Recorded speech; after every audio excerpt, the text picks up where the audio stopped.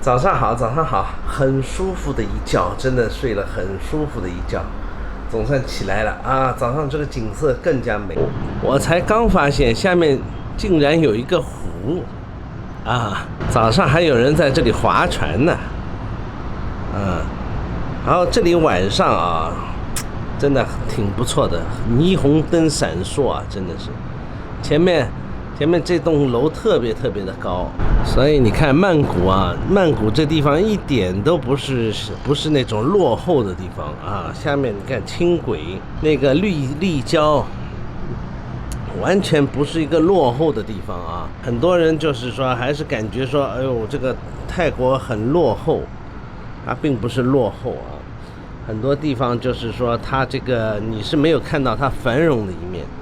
它这个泰国人。虽然说是比较懒惰，因为热带的地方的人啊都比较懒惰，但是整个经济发展的还是可以的啊，不是就是说很多人想象的那种，就是如果你去过柬埔寨，你去过对吧这种地方，你就知道什么是落后了。它这里的高楼啊一点都不少的，很早以前曼谷就是东亚地区啊最繁华的城市了。最繁华的城市，以前是这种什么胡志明啊什么的，都是不能比的，你知道吗？这个城市其实已经是个老牌城市了，也就是说，它一直是跟着西方的这个脚步走啊，所以它是一个老牌的城市。到处呢，这里都有张贴这个国王的画像，看见没有？那个国王，各个地方都有啊，不是说他一个地方啊。怎么说呢？他们对皇室的还是有一定的尊敬的，整一个国家都是为他一个人在服务的，所以你想想看多厉害啊！但是呢，他这里的人民啊，我觉得他们还可以，他们的生活品质基本上也没有太大的这种改变。虽然是君主制的这个国家啊。人民的生活没有太大的改变啊，该吃吃，该喝喝，而且也是一个就是极其资本主义的国家啊。像现在下面这种改车啊什么的，这个特别多。他们有一些就是喜欢这里的人啊，很有意思的，他们喜欢玩那个皮卡啊。很多年轻人啊，就是把这个皮卡把底座改得很低，像个跑车一样的，跑起来飞快。我坐过一次，他有一个叫计程车，他把这个皮卡改成了跟跑车没什么两样，坐在那边给他吓死了，真的是吓死了，他开得飞快啊！这个对曼谷的这个堵车是完全就是没有任何办法，而且每一条路都堵，你开到哪里转个弯都堵啊！所以短的，比如说10几20公里路，它要开1-2个小时。有时候大城市嘛，总是有这个弊端，而且它这个路呢也不算特别大，也是以小路为主，因为这里的土地都是私人的嘛，路只能根据这个没有房子的地方去造，对吧？而不能是把那个私人的土地给你改成路了，它是不可以的，对吧？所以它这个私有财产保护的这个在泰国啊还是挺不错的。很多人都说啊，这不泰国很落后什么的，对吧？但是我觉得你真正非常讨厌泰国的人，你看没有吧？我觉得没有，我觉得非常讨厌泰国的，非常讨厌这个国家的人没有。有人非常讨厌越南，有人非常讨厌中国，有人也比如说非常讨厌欧洲啊，有人讨厌法国啊，有人讨厌什么？但是泰国这个地方，你说人家都非常讨厌他们，没有，就是说他没有一项是，比如说恶法哪一个法，比如说给你重罚，给你就是不讲人情的，对吧？干这个事情，干那个事情，对吧？把你弄的就是很被动的，基本上没有。这里的人啊都是佛系嘛，这里的人比较佛系，一般来说他们都是非常的友好的。但是我跟你说，你不要把泰国人逼急了，因为很多人以前就是欺负泰国劳工嘛，有一些投资的人，比如说建房产的有一些以前的中国老板就是压迫他们，就这么说吧，人家不愿意干的，你就把他压迫到了，人家受不了了，这要么他不动手，他动起手来，这里买枪什么都买得到，他跟你如果有深仇大恨，他随时随地就可以买把枪把你干掉，所以在泰国呢也不能做得很过分，这个是我听我朋友说的。因为你不要看他们性格很好，平时都是很好的，但是你真的把他弄到就是人家，比如说是没饭吃了，把他搞到这个没有办法生存下去了，他真的会弄把枪把你杀掉的。不要以为人家他们是没有种的啊，他们都非常有种啊，随时随地他能够买把枪，这里买枪也不难。上一次，我那个房子在造房子的那个建筑工人就说你要不要买枪？你要买枪，我给你带一把来，很便宜的，真的很便宜的。他跟我说多少钱来着？3、4千泰铢吧，好像3、4千泰铢，也就是800-900块钱人民币，买把枪啊。你比如说你放在你的别墅里面防身用，对吧？谁如果跑进来，对吧？那么你可以把他吓走或者怎么样，这个都不难的，在泰国什么东西都买得到的。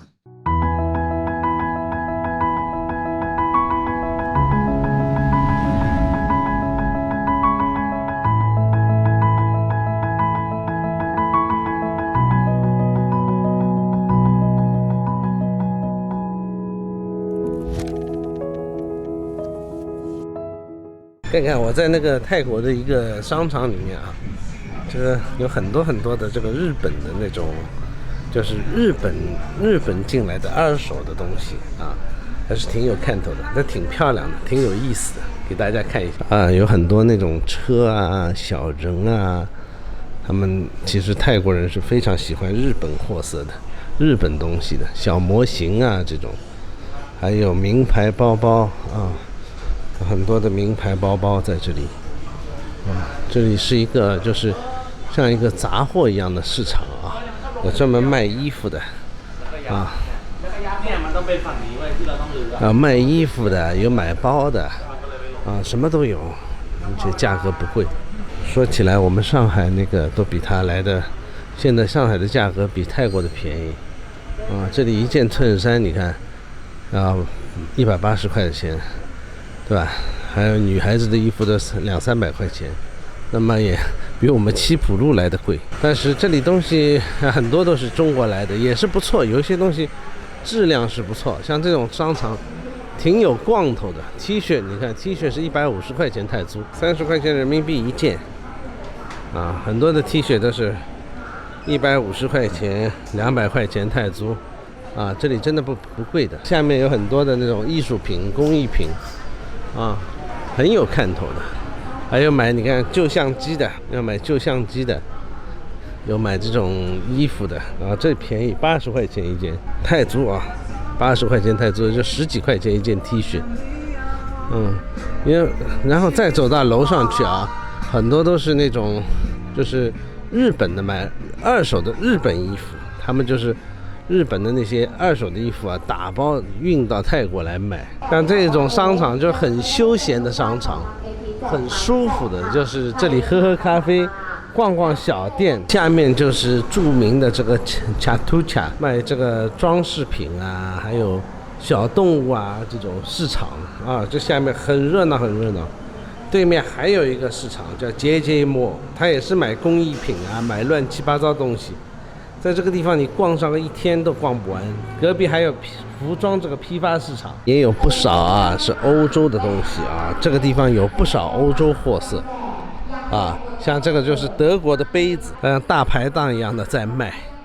啊，有一些好的杯子很贵很贵的，这也有一些比较高级的瓷器啊，不是说没有啊，是看你能不能看得懂，因为我刚才跟一个老板在聊天嘛，对吧？然后他就跟我说，就是看你看得懂看不懂。如果你看得懂，有很多好东西；如果你看不懂的话，像泰国人其实有很多地方他们是看不懂的一些好东西啊，那么你可能就会错过。所以说你在泰国能发掘到一些好东西的。看看这个精品店啊，这欧洲来的那个精品店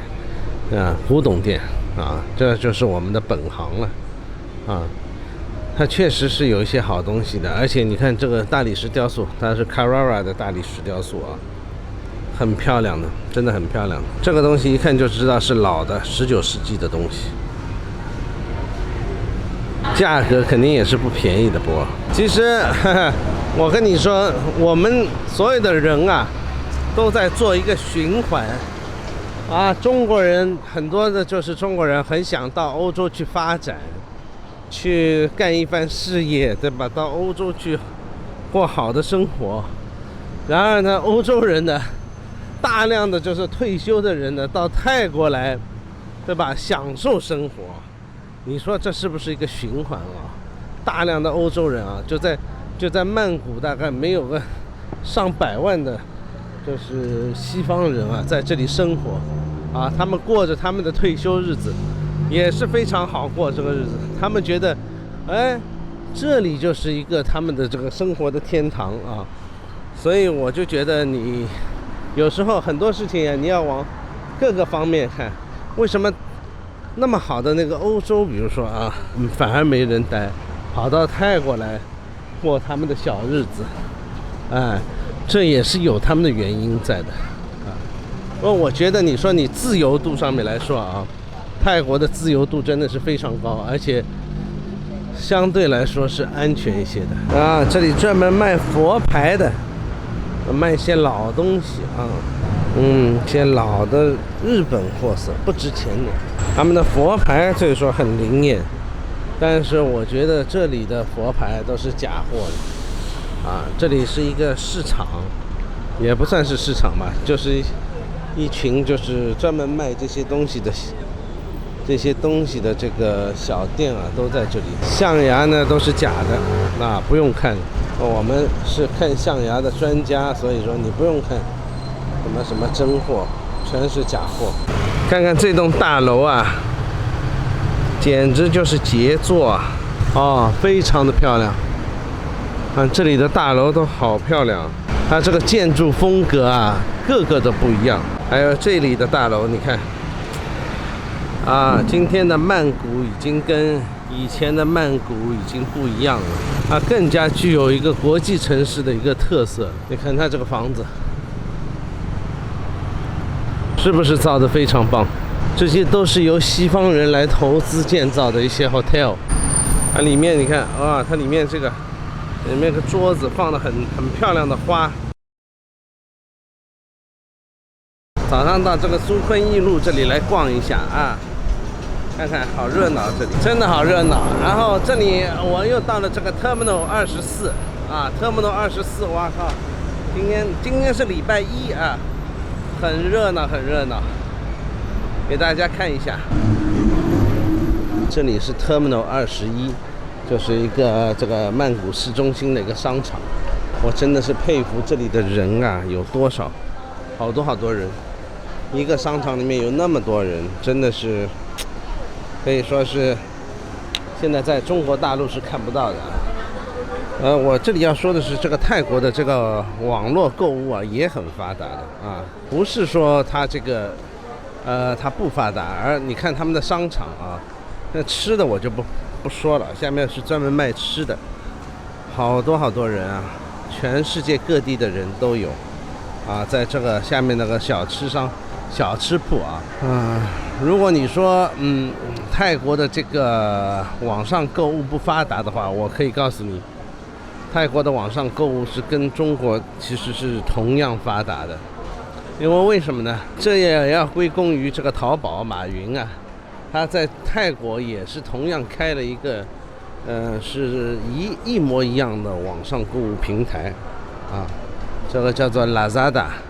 啊，也是一个网上购物平台。它的送货也好，这里的人工水平也好，都是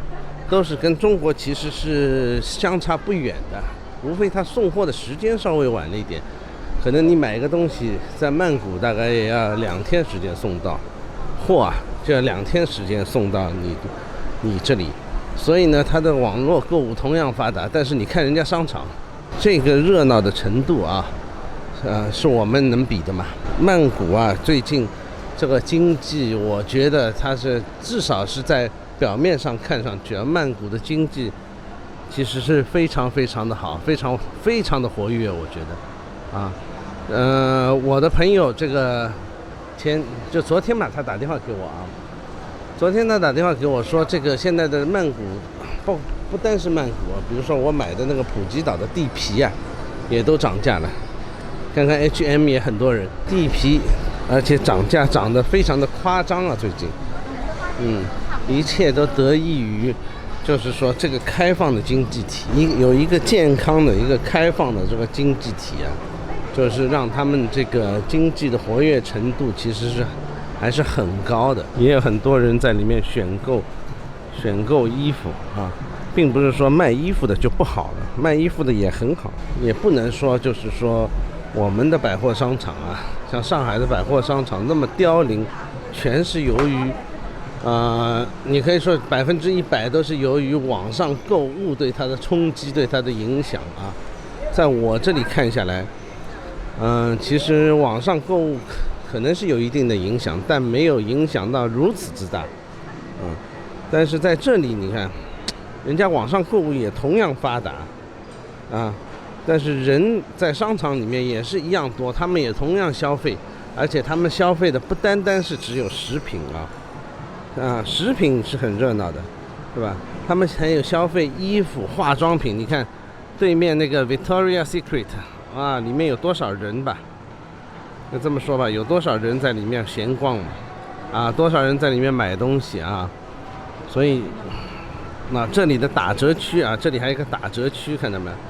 这里的打折区哇，人很多。我这里肉眼看下来啊，是真正的是经济不好造成的。就是中国大陆这边的百货业萧条，很多店都关门了，而这里你看，大家都是在这里买购物。不是说他网上不购物啊，网上购物我也在 Lazada 买过东西，跟淘宝是一样的，它跟淘宝是一个出口，你知道吗？就是说中国的东西啊，经过它这个 Lazada 的窗口啊，等于说是中国的东西可以直接运来泰国。它购物啊什么的都很方便，但是别人没有影响太大，对这个实体经济啊没有太大的影响，这点让我觉得很惊讶了，真的是很惊讶。曾经我一直认为这个百货商场凋零啊，是由于它这个网上实在是太发达了啊，网上把零售业的这个生意都抢掉了，但其实并不是这样啊。这就是一个很好的证明，每一家店啊都不是说空空的无人的，都是有很多人，哪怕是名牌店也好。当然这个地方是曼谷非常热闹的一个地方啊，曼谷可以说是最热闹的商场之一了啊，这里又接近的地铁口，经济好不好啊？就是从这个百货业，就是发达的经济体大多都是服务业、百货业，这里可以看出端倪。同样的这个很热闹的百货商场，在香港也是一样的，也是这样的，不是说我买不到，网上买不到便宜东西，而是这里就是不单网上能够进行购物，你在实体店里面也有非常多的人购物，毕竟有很多东西啊是在实体店里面看的是最清楚的，尤其是这种衣服，对吧？鞋子、衣服什么你都试穿了才知道不是说我网上看一看差不多就行了，我穿上就万一不合适，特别对女士来说这里是他们的地铁口。我现在越来越发现它这个城市的这个规模也好，它这个发达程度也好，一点都不亚于就是国内的1、2流城市。曼谷这个城市，你看，在最近疫情的影响过去后，其实它已经全部都恢复，游客众多。最主要，我跟你说，一个城市这个活力啊，很多都是来自这个城市的游客，游客非常多，然后它的购物力也就强了。比如说我来这里，我没有衣服了，我马上上百货商场买一件衣服，这个是最方便的事情。我不可能说我在网上购物，对吧？因为我是一个游客嘛。包括它这个计程车，我告诉你，在这里计程车有多难叫啊！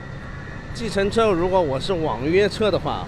至少等上15分钟，你说多夸张吧？这里是哪里知道吗？这里晚上可热闹了，这里是著名的牛仔街啊！我今天坐地铁，无意中我就经过了这条街，晚上非常热闹很多的美女穿得很暴露，都在这里。很多外国人啊，很多美女啊，都在这里招待客人，叫他们进来喝酒，对吧？